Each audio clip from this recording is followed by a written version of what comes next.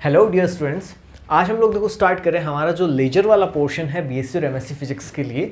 उसके अंदर सबसे पहले हम देखो हीलियम नियॉन लेज़र को पढ़ने जा रहे हैं। लेज़र क्या है, सिंपली बात अगर अपन करें तो हम कहते हैं कि जो लाइट है हमारी उसको एम्पलीफाई करने के बाद जो एक हाई एनर्जी की बीम हमें मिलती है उसकी हम बात करें, उसको हम कहते हैं लेज़र। ठीक है, तो इसकी फुल फॉर्म भी हम लोग बता सकते हैं, light amplification by stimulated emission of radiation. ठीक है, तो लाइट आपको पता है सभी को कि एक प्रकार की रेडिएशन है। अब इसके पास कुछ एनर्जी होती है जिसको हम लोग E equals to h nu in the form of quanta हम लोग उसको रिप्रेजेंट करते हैं, व्यक्त करते हैं। अब आज देखना हमें एक प्रकार का लेज़र पढ़ना है। लेज़र देखो आपको पता है इसकी बहुत सारी एप्लीकेशंस हमारे डेली रूटीन के अंदर होती है, चाहे फिर वो किसी सर्जरी को देखकर आप कर लो, चाहे फिर वो किसी अन्य फील्ड के अंदर देखें, हर जगह देखो लेज़र की अपनी अपनी महत्ता है। तो इसी महत्ता के क्रम में हमारे पास देखो एक आता है लेज़र, हीलियम नियॉन लेज़र, जो कि सभी यूनिवर्सिटीज़ के एग्जामिनेशन पॉइंट ऑफ व्यू से बहुत महत्वपूर्ण टॉपिक बनता है। ठीक है, तो इस इंपॉर्टेंट टॉपिक को हम लोग आज शुरुआत करेंगे। इसकी आप देखो इसकी जो डायग्राम है वो तो आप यहाँ पे देख ही पा रहे हो। क्या क्या हम लोग इस टॉपिक के बारे में पढ़ेंगे, सारी की डिटेल जो है वो अपन देखते हैं यहाँ पे। देखो सबसे पहले हम लोग देखेंगे इसका कंस्ट्रक्शन किस प्रकार का होता है, इसकी संरचना, इसकी बनावट कैसी होती है। फिर अपन बात करेंगे इसका प्रिंसिपल क्या है, on which principle is this helium neon laser is best. ठीक है, किस प्रिंसिपल पे बेस्ड उसके अपन बात करते हैं।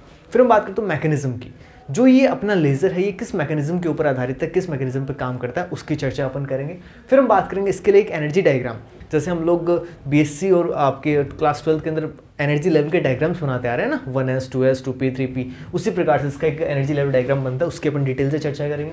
फिर मैं बात करूंगा ये जो हमारा हीलियम नियॉन लेज़र है इसकी कुछ कैरेक्टरिस्टिक्स है जिसके कारण से ये हीलियम नियॉन लेज़र जो है वो अदर जो हमारे लेज़र्स है उनकी तुलना में अपने आप को श्रेष्ठ बनाता है। कैसे बनाता है, तो ये हम इस कैरेक्टरिस्टिक्स वाले मैं कहूँगा क्लिप के अंदर देखेंगे।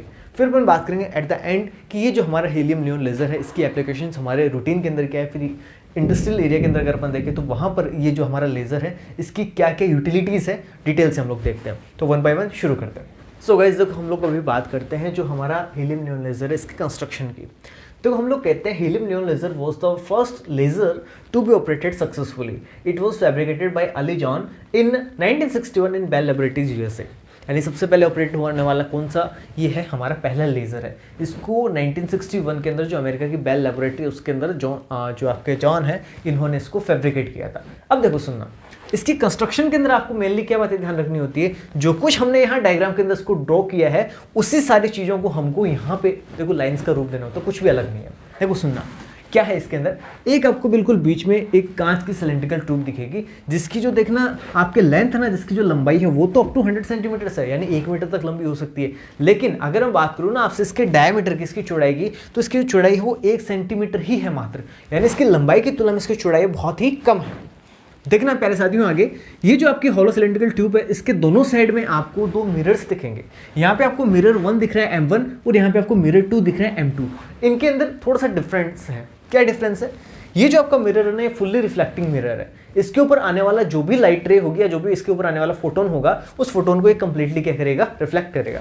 जबकि मैं यहाँ पर यदि बात करूँ तो यहाँ पर आपके पास है M2 जो कि पार्शियली रिफ्लेक्टिंग मिरर। ये पार्शियली यानी इससे कुछ फोटोन जो है वो तो रिफ्लेक्ट होंगे लेकिन कुछ हिस्सा फोटोन्स का इससे पार भी होगा। अब कौन सा हिस्सा पार होगा, वो हिस्सा जिसकी जो एनर्जी है ना वो ज़्यादा है। अब देखो होता क्या है असल में, हम यहाँ पे 2 इलेक्ट्रोड लगाते हैं एक हाई वोल्टेज के सोर्स के साथ में जोड़ के।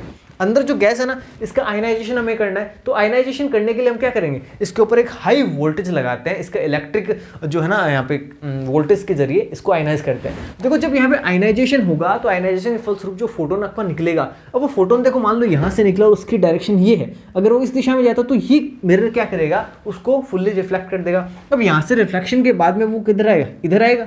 अभी इस फोटोन की ऊर्जा थोड़ी कम है, वो इस मिरर को पार कर नहीं सकता, अदरवाइज तो इसको पार कर जाता, तो वहां से इसका क्या होगा, वापस से रिफ्लेक्शन होगा, ये इधर वापस आएगा। अब देखो लगातार इलेक्ट्रिक स्पार्क तो लगातार बनता जा रहा है, इसका मतलब जो एनर्जी है फोटोन को वो तो लगातार मिलती जाएगी, एनर्जी लगातार उसकी बढ़ती जाएगी, तो बार बार इनके बीच में क्या करेगा, ऐसे रेजोनेट होता रहेगा। ये रेजोनेटर का काम करेगा, ये वाली ट्यूब है ना आपकी रेजोनेटर का काम करती है। अब बार बार जब वो रिफ्लेक्ट होगा तो एक टाइम आने के बाद उसकी एनर्जी इतनी ज्यादा हो जाएगी प्यारे साथियों कि वो ये जो आपका पार्शियली रिफ्लेक्टिंग मिरर है इसको पार करे बाहर निकल जाएगा भ्राम देने से। तो अब जब वो बाहर निकलेगा तो बाहर निकलते समय ही हमें लेजर बीम जो प्राप्त होगी। कितना अच्छा है, हमने लेजर बना दिया। देखो कुछ और बातें इसके बारे में देखें उससे पहले अपन इसको देख लेते हैं। तो हम लोग क्या कहते हैं कि it consist of a hollow cylindrical tube in which helium and neon gases are filled on one side of the mirror on one side of the tube there is a fully reflecting mirror M1 and on the another side there is an partially reflecting mirror M2। ये normal सी बातें जो अपन को लिखनी है, और actual के अंदर क्या है वो मैंने आपको देखो यहाँ पे पूरा बता दिया है ना, ऐसा कुछ करते हैं। अब ये भी देखो आपसे क्वेश्चन पूछ सकते हैं छोटे वाले किसी यूनिवर्सिटी के अंदर, यदि क्वेश्चन पूछे कि आपके जो हीलियम और नियोन अपन गैसेस के अंदर भरते हैं उसको किस प्रेशर के अंदर भरा जाता है या किस प्रेशर पर उनको भरा जाता है, तो ये भी देखो आप लोगों को पता होना चाहिए। जो आपकी हीलियम गैस होती है ना, इसको 0.1 mm ऑफ Hg के ऊपर इसको भरते हैं हम लोग, और अगर मैं बात करूँ जो हमारे नियोन गैस है ना, तो इसको हम लोग 1 mm ऑफ Hg प्रेशर के ऊपर इस ट्यूब के अंदर फिल करते हैं। तो ज़्यादा प्रेशर नहीं, मतलब कम प्रेशर के ऊपर इसको रखते हैं, लेकिन यहाँ पे ये जो वोल्टेज है ना, ये हाई वोल्टेज हम लोग इसको उपलब्ध करवाते हैं, जिसके जरिए यहाँ पे स्पार्किंग होती है, और स्पार्किंग के जरिए यहाँ पे आयनाइजेशन होता है, जिससे जो आपके फोटोन है ना, इसकी एनर्जी के अंदर क्या होता है, इंक्रीमेंट होता है। आगे बढ़ते हैं, तो ये तो थी हमारी कंस्ट्रक्शन। अब आगे देखते हैं। या so guys now see what is the principle of this helium neon laser. देखो प्रिंसिपल बड़ा सिंपल सा है। प्रिंसिपल क्या कहते हैं, जो मैंने अभी आपको बात बताई थी ना, सेम वही बात है। तो मैं देखो सीधा इसको पढ़ रहा हूँ, क्योंकि मैंने ये जो बात है ना प्रिंसिपल वाली वो अभी आपको बता दी। देखो हम कहते हैं कि when high voltage is applied to the gas tube electric pumping occurs and the population inversion take place. अब इसका मतलब क्या है, क्या इलेक्ट्रिक पंपिंग होती है, क्या पॉपुलेशन इन्वर्जन होता है, तो इसके लिए देखो मैं डेडिकेटेड एक वीडियो बना चुका हूँ, आपको ऊपर देखो आई बटन पर लिंक मिल जाएगा। ये कुछ ऐसी शब्दावलियाँ हैं, मैं कहूँ कुछ नोमेनक्लेचर्स है, जिनका बार बार हम लोग यूज़ करेंगे इस लेजर वाली पूरे पेपर के अंदर, पूरी बुक के अंदर। तो आप जरूर देखो इन बातों को ध्यान में रखना चाहिए। यहाँ पे अगर मैं देखो सारी बातें आपको बताता हुआ चलूँगा तो this video can be much more lengthy, जो कि बेनिफिशियल नहीं होगी आपके लिए। आगे बढ़ते हैं। तो हमने कहा कि जैसे हम लोग देखो यहाँ पे हाई वोल्टेज अप्लाई करते हैं ना, तो ये क्या होता है, इस गैस ट्यूब के अंदर आपकी पॉपुलेशन इन्वर्जन जो वो होता है। अब जो पॉपुलेशन इन्वर्जन होगा तो बहुत सारे आयंस यहाँ पे क्रिएट होंगे, यानी एक हाई एनर्जी का फील्ड यहाँ पे जनरेट होगा। उस फील्ड से होगा क्या कि जो यहाँ पे आपको फोटोन ना, वो लगातार एनर्जी को गेट करता जाएगा, ग्रहण करता जाएगा। The photon of low energy continues to get energy, and when its energy is sufficient enough to go out through the resonator cavity. इसका मतलब क्या है, देखो अगर मान लो आपका कोई फोटोन यहाँ पे जो कि लो एनर्जी का है, वो लगातार क्या होगा, यहाँ से एनर्जी को एक्वायर करता रहेगा, और जब उसकी एनर्जी इतनी सफिशिएंट हो जाएगी कि वो इस रेजोनेटर कैविटी, इसको हम लोग क्या बोलेंगे, रेजोनेटर कैविटी, ये भी मैं आपको उसी वीडियो के अंदर बता चुका हूँ सॉरी। तो यहाँ से वो लगातार क्या होगा, रिफ्लेक्ट होता रहेगा, और जैसे उसकी एनर्जी इतनी सफिशिएंट हो जाएगी तब वो क्या करेगा, ये जो आपका पार्शियली रिफ्लेक्टिंग मिरर है इसको पार करके रेजोनेटर कैविटी से बाहर निकल जाएगा। तो ये बात देखो हमने लिखी है, it's energy sufficient enough to go out the resonator cavity, it emits out as a laser beam। ये देखो आपको यहाँ पे दिखाई दे रहा होगा, ये लेजर बीम के रूप में क्या हो जाता है, फोटोन आपका बाहर निकल जाता है। सिंपल सी बात है। सो अब हम बात करते हैं हमारे मैकेनिज्म की। तो देखो बातें सारी वही जो हमने पहले कर ली है, अब इनको केवल थ्योरी का रूप हम लोग देते हैं। देखो सिंपल सी बात है। तो photons of low energy gets energy by the ions of the tube. ये जो आपकी ट्यूब है ना, इसके आयंस के जरिए क्या करते हैं, जो आपके फोटोन्स वो एनर्जी को गेट करते हैं। Here neon gas produces laser beam, so we call neon gas as a lasing gas. वास्तव में हमने देखो यहाँ पे दो गैसेस का मिक्सचर लिया है। इन गैसेस के अंदर से जो आपकी नियोन गैस है ना, वो लेजिंग गैस की तरह बिहेव करेगी। वास्तव में जो लेजिंग का काम होगा वो नियोन गैस करेगी। अब ये प्रश्न खड़ा होता है, तो फिर हीलियम को क्यों लिया, ये क्या काम करेगी, और हीलियम को तो देखो ज़्यादा अमाउंट के अंदर हमने और ले रखा है। तो देखो हम कहते हैं कि वास्तव में जो लेजिंग की प्रोसेस है ना, इसका एक्टिवेशन करने का काम कोई कौन करेगी, तो वो होगी अपनी हीलियम गैस। हम कह सकते हैं कि इसे प्रोत्साहित करने का काम करेगी। तो हम देखो इसके बारे में भी लिखते हैं, whereas the helium gas activates the population inversion in neon gas. Simple सी बात थी। फिर हम कहते हैं कि we use electric pumping here rather than optical pumping. देखो दो तरह की पंपिंग होती है, एक तो इलेक्ट्रिकल पंपिंग और एक होती है आपकी ऑप्टिकल पंपिंग।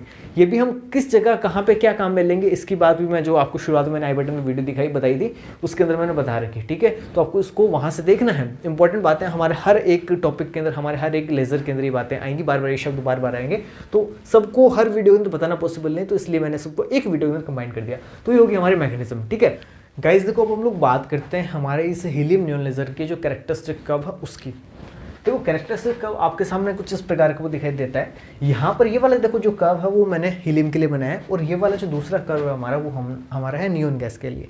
जैसा कि अभी भी हमने देखो डायग्राम में भी समझा, और अभी मैकेनिज्म में भी मैंने आपको बताया कि वास्तव में जो लेजिंग गैस है वो कौन सी है, आपके नियोन गैस है। तो देखो जो आपके लेजर लाइट निकलेगी ना, वो तो किससे निकलेगी, आपके नियोन से निकलेगी। अब इस हीलियम का काम क्या था कि इसको एक्टिवेट करना। हीलियम का काम इतना था कि ये इसको जाके बस प्रोत्साहित कर दे, एक्टिवेट करते कि नहीं भाई तुझे देख लेजर निकालना है, हर हाल में निकालना है, जो यूजर है उसको लेजर बीम चाहिए, तो देखो लेजर बीम निकाल देगा। फिर ये होता क्या है कि देखो अगर अपन देखें ना इस हीलियम के लिए इसके एनर्जी लेवल डायग्राम और इसके आपके नियोन के लिए एनर्जी लेवल डायग्राम, तो इसमें जो हीलियम का ये अपर 2s वाला एनर्जी लेवल है, इस एनर्जी लेवल के बिल्कुल देखो ठीक बराबर के अंदर आपको या लगभग इसके इक्विवेलेंट दिखाई दे रहा है जो आपके नियोन गैस है ना, इसके 3s कक्षक का जो एनर्जी लेवल है वो। अब देखो जब दोनों के एनर्जी लेवल समान है और जब हमने इस ट्यूब के अंदर दोनों को एक साथ यहाँ पे डाल दिया मिक्सचर बना के, जैसे हम लोग यहाँ पे इलेक्ट्रिक पंपिंग कराएंगे तो इलेक्ट्रिक पंपिंग कराने से जो आपका हीलियम है ना ये उत्तेजित होगा, ये एक्साइटेड होगा और एक्साइटेड होकर इसमें जो इलेक्ट्रॉन है वो यहाँ पे आ जाएंगे। अब इसके पास जो एनर्जी है ना, चूंकि सेम एनर्जी लेवल का इसके पास दूसरा नियोन का एटम भी मौजूद है, हीलियम तो बहुत सारे हैं है ना, नियोन बहुत ही कम है, तो जैसे नियोन इनके पास में कोई भी इसको दिखा उसको फटाक से दबोच लेंगे, दबोचने का मतलब कि उसको फटाक से पकड़ लेंगे और उसको कहेंगे नहीं ले तू मेरी एनर्जी ले। तो एकदम ये जब इसको एनर्जी ट्रांसफर करेगा तो एनर्जी ट्रांसफर करने से होगा क्या, यहाँ पर एक एक्साइटेड स्टेट बन चुकी।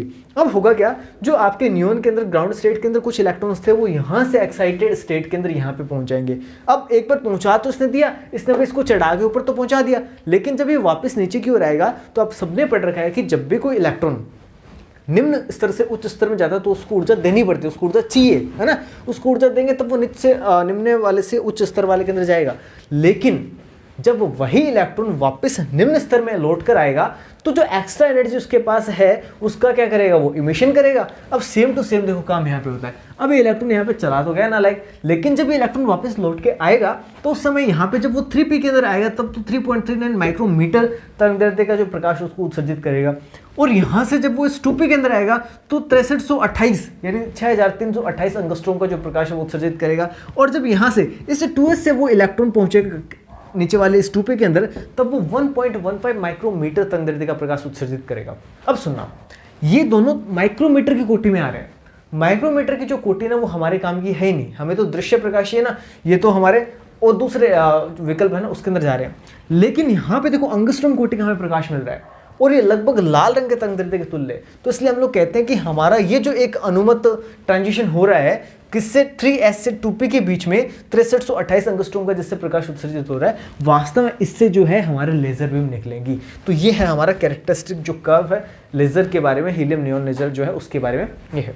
अब देखो इसके अंदर इसको कुछ इन दो इक्वेशंस के जरिए हम लोग बता सकते हैं। कैसे? सिंपली हम लोग देखो जब यहाँ पे इलेक्ट्रिक पंपिंग कराएंगे तो जो आपका हीलियम परमाणु है उसको इलेक्ट्रॉन से एनर्जी मिलेगी और वो एक एक्साइटेड स्टेट में चला जाएगा। जैसे कि हम लोग देखो यहाँ पे देख रहे हैं ये हमारे ग्राउंड स्टेट से सीधा चला गया एक्साइटेड स्टेट के अंदर। अब ये जो एक्साइटेड स्टेट वाला हीलियम है ये अपने पास वाले दूसरे किसी भी नियॉन को पकड़ेगा और उसके साथ में ये एनर्जी का ट्रांसफर करेगा। अब देखो एनर्जी का जो ट्रांसफर होता है जब सिमिलर कक्षक के अंदर, इसलिए इसको हम लोग बोलते हैं रेजोनेंट एनर्जी ट्रांसफर। देखो इनकी दोनों की जो स्टेट है एनर्जी की वो लगभग जो लेवल है वो बराबर है, तो इसलिए यहाँ से एनर्जी ट्रांसफर होता है, इसलिए हम लोग बोलते हैं रेजोनेंट एनर्जी ट्रांसफर इसको। और यहाँ पे ये क्या कर देगा, इस नियॉन को उत्तेजित कर देगा। अब जब नियॉन उत्तेजित हो चुका उसके बाद जैसे इससे इलेक्ट्रॉन नीचे की तरफ आएंगे तो वो क्या करेंगे, इमिशन ऑफ लाइट करेंगे और इमिशन ऑफ जो लाइट फोटोन के फॉर्म में होगी और वो जो फोटोन्स होंगे वो इस प्रकार से निकलेंगे। अब ये निकलने वाले जो फोटोन है ना वो इस रेजोनेटर कैविटी के अंदर लगातार रिफ्लेक्ट होते रहेंगे और एक टाइम बाद जब उनकी एनर्जी इतनी हो जाएगी कि वो उसको रिफ्लेक्टर को पार करने योग्य हो जाएंगे तो वो बाहर निकल जाएंगे। हाई एनर्जी का आपको जो फोटोन है वो बाहर निकलता हुआ दिखेगा जिसको हम लोग कहेंगे लेजर। तो प्यारे साथियों बस यही था इसके बारे में क्या हम लोगों ने पढ़ा, सब कुछ बहुत ही आसानी से हम लोगों ने देखा है। तो इसमें कहीं कोई शंका कहीं कोई समस्या आएगी नहीं, आप इसका स्क्रीनशॉट लेते रहे, मैं आपको सारे स्क्रीनशॉट जो है वो भी अवेलेबल करवा रहा हूँ। तो बहुत आसान सा टॉपिक है और डेफिनेटली आपको एग्जाम में पूरे के पूरे जो नंबर वो ये टॉपिक दिला सकता है। Best of luck. So guys अब देखो फटाफट हम लोग बात करते हैं जो हमारा हीलियम नियॉन लेज़र है इसके कैरेक्टरिस्टिक्स की। ठीक है, क्या कहता है, इट्स अ 4 लेवल लेज़र। देखो ये 4 लेवल का लेज़र होता है, बाकी इसके अलावा जो लेज़र्स होते हैं उनके अंदर किसी में 3 लेयर किसी में 2 लेवल होते हैं, लेकिन इसके अंदर देखो 4 लेवल्स हैं यहाँ पे। तो एक अच्छी बात है कि 4 लेवल्स पे ये ऑपरेट होता है। फिर अपन बात करें it is very easy to construct and reliable in operation. बनाना बहुत आसान है, यूज़ करना और भी ज़्यादा आसान है, इसलिए भी इसकी क्या कैरेक्टर इसका अच्छा गुण है। फिर अपन बात करते हैं it works in a continuous mode. देखो कुछ आपके जो आपके क्या बोले मैं इनको कहूँ लेजर्स होते हैं ये पल्स फॉर्म के अंदर वर्क करते हैं। पल्स फॉर्म के अंदर वर्क करने का मतलब क्या है कि पल्सेस के रूप में अपने जो आउटपुट है वो प्रोवाइड करते हैं। लेकिन हीलियम नियॉन जो लेजर है ये अपनी जो आउटपुट है वो किस मोड के अंदर, हम बोलते हैं कंटिन्यूस मोड के अंदर, यानी अपन को कंटिन्यूस इमिशन मिलता है, स्पॉन्टेनियस इमिशन नहीं मिलता है। ठीक है, फिर अपन बात करते हैं it doesn't require cooling apparatus. अब देखो जो बाकी कुछ लेज़र्स होते हैं उनके अंदर क्या होता है, लाइट का एक सोर्स लगाते हैं मरकरी के रूप में या फिर किसी भी तरह का कोई लैंप लगाते हैं। अब देखो जब लैंप जलता है ना तो फिर टेम्परेचर इंक्रीज़ होता है, और टेम्परेचर अगर इंक्रीज़ होगा तो उसको वापस से कम करने के लिए हमें उसके साथ कूलिंग एपरेटस भी लगाना पड़ता है। अब इसके साथ अच्छी बात क्या है कि यहाँ पे ये कूलिंग एपरेटस के बिना काम कर सकता है। क्यों? क्योंकि इसके अंदर कोई हमने लाइट का बल्ब नहीं लगा रखा है, ये खुद से इमिशन कर रहा है। फिर अपन बात करें, the light from the helium neon laser is more directional. देखो ज़्यादा डायरेक्शनल मतलब एक सिंगल, अगर अपन यूनिट डायरेक्शन की बात करें तो ये देखो ज़्यादा सिंगल डायरेक्शन की, यूनिट डायरेक्शन की है। मोर कोहेरेंट, ज़्यादा कोहेरेंट है। और साथ ही अपन कहते हैं मोर मोनोक्रोमेटिक, यानी अगर अपन को एक वर्णी प्रकाश है तो उसके लिए सबसे अच्छा स्रोत कौन सा हो सकता है, ये हीलियम नियॉन लेज़र हो सकता है। ठीक है, when compared with the solid state lasers, अगर अपन इसकी कंपेरिजन करते हैं सॉलिड स्टेट लेज़र के साथ में तब। फिर देखो आगे मैं बात करता हूँ इट एम्प्लॉयज इलेक्ट्रिकल पंपिंग। ये मैंने आपको देखो डायग्राम के अंदर बताया था कि नीचे हमने 2 इलेक्ट्रोड लगा रखे हैं। अब चूंकि देखो गैसें हैं तो गैसों की ऑप्टिकल पंपिंग तो नहीं की जा सकती, लेकिन गैसों की इलेक्ट्रिकल पंपिंग की जा सकती है, तो इसलिए हम लोग कहते हैं इट एम्प्लॉयज इलेक्ट्रिकल पंपिंग। ठीक है, इसके कुछ कैरेक्टरिस्टिक्स थे। अब फटाफट देखो हम लास्ट में इसके देख लेते हैं एप्लीकेशंस क्या क्या हैं, फिर अपना ये टॉपिक पूरा हो जाएगा। सो गाइस, जो अब हमारे कुछ इसके एप्लीकेशंस हैं हमारे रूटीन के अंदर, उनको अपन देखते हैं क्या इसके हीलियम नियॉन लेज़र के एप्लीकेशंस है। Helium neon lasers are used in holography in printing 3D images. अगर अपन होलोग्राफी के जरिए 3D इमेजेस को प्रिंट करना चाहते हैं तो उसके अंदर भी लेज़र से ही प्रिंटिंग करते हैं। आप जितने भी देखो इलेक्ट्रॉनिक एपरेटस देखते हो तो उनके ऊपर जो कुछ भी आपको प्रिंट हुआ लगता है, जैसे मैं देखो आपको भी दिखाता हूँ, अगर इस पर पॉसिबल हुआ तो, नहीं इस पर है नहीं, ब्रांडिंग नहीं है इसके ऊपर, अदरवाइज ब्रांडिंग होती है तो आपको दिखाता। आप लोग जो भी चीज़ें देखते हो ना तो उसके ऊपर उकेरी हुई कोई शब्द लिखा हुआ आता है, तो वास्तव में लेज़र की ही एक प्रॉपर्टी है, लेज़र की एक एप्लीकेशन है जिसका यूज़ करते हुए उसको उकेरा जाता है। फिर मैं बात करता हूँ, the narrow red beams are used in supermarkets to scan barcodes.